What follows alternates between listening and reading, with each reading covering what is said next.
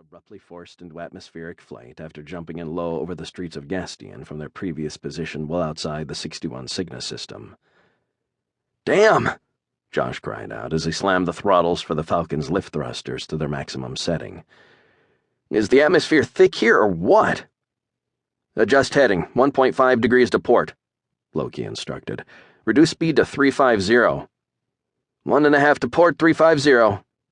Josh made the necessary adjustments as his partner prepared to launch weapons. He glanced upward briefly, taking in the explosions far above them. "Holy shit, look at that!" "I saw them," Loki replied. "What about the others?" Loki asked, returning to business. 3 jump flashes," Loki responded. 1 to port and 2 to starboard. All trailing. Maintain course and speed. Locking on primary and secondary targets. 10 seconds to weapons release. "I've got nothing on my threat board," Josh announced. "It looks like we caught them by surprise." "Weapons away," Loki reported as he pressed the launch button on his weapons control screen.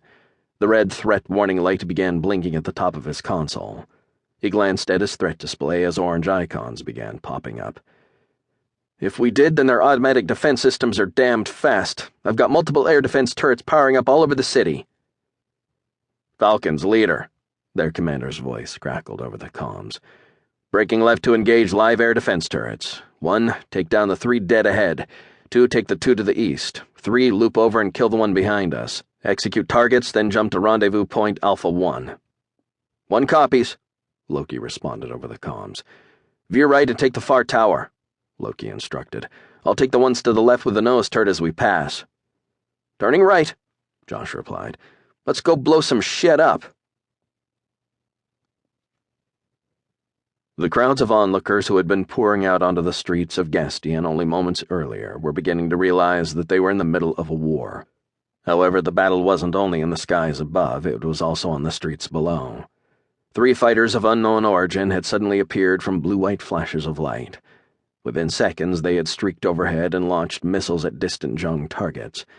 Then, after a brief attack on Jung air defense towers with their guns, they disappeared as miraculously as they had arrived. The crowd began to disperse as the onlookers feared for their safety, seeking refuge anywhere they could as more flashes of blue-white light appeared in groups of 3 all around the city skyline.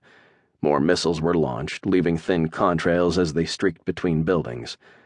At the end of their journey, the missiles would arc upward briefly before turning back toward the surface, their warheads detonating just above their targets.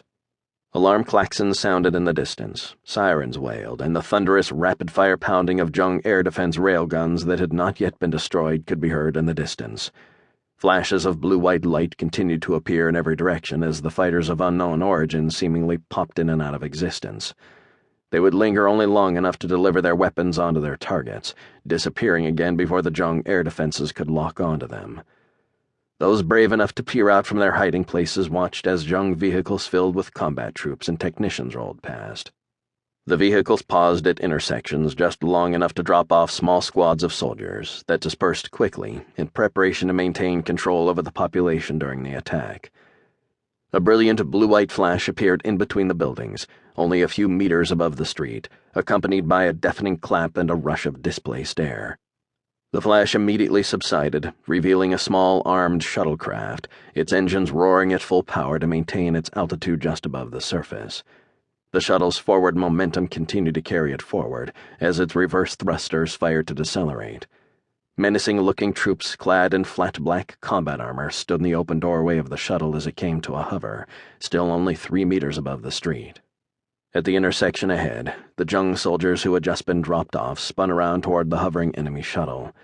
After a moment of hesitation at the unfamiliar sight, the soldiers opened fire on the shuttle. As the red bolts of energy from their rifles ricocheted off the armored underside of the shuttle, the enemy ship's side-mounted double-barreled weapons quickly angled downward and opened fire. Red-orange balls of plasma energy spewed from the twin barrels in rapid succession, obliterating the helpless Jung soldiers at the intersection.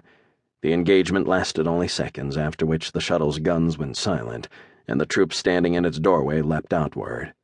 The armored soldiers fell the few meters to the surface, hitting the ground running with their weapons raised and ready for action. By the time the 6 black-clad soldiers had taken their first few running steps down the streets of Gastian, the shuttle had already pitched upward and begun a climb, disappearing seconds.